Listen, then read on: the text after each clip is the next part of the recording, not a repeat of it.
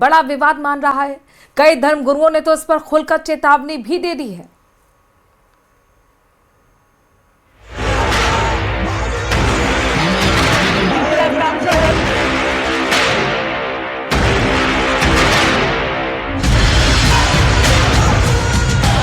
पश्चिम बंगाल के मुर्शिदाबाद में बाबरी मस्जिद का शिलान्यास हुआ तो इस मुद्दे की आग बंगाल से निकलकर देश भर में फैल गई।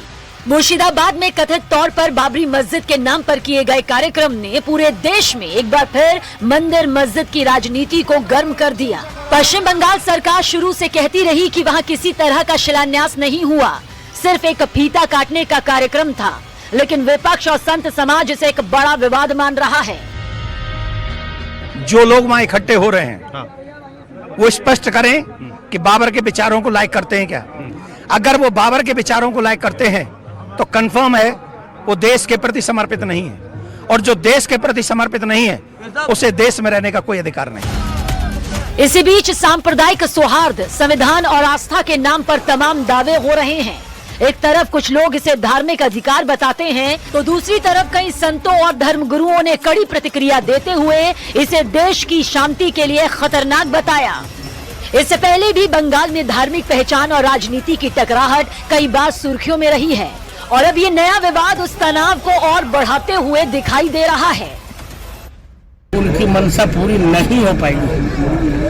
ममता नामतः हिंदू, वास्तव में भारत विरोधी महिला है।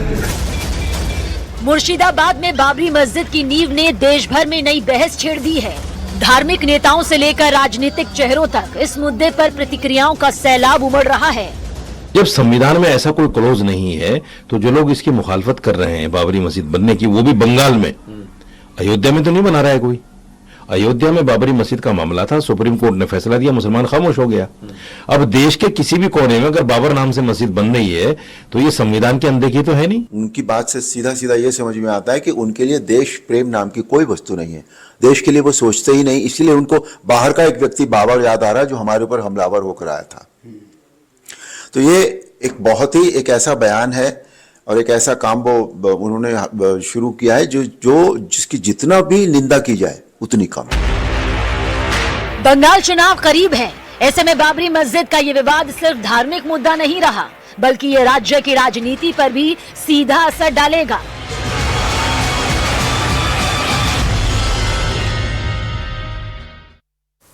और गोवा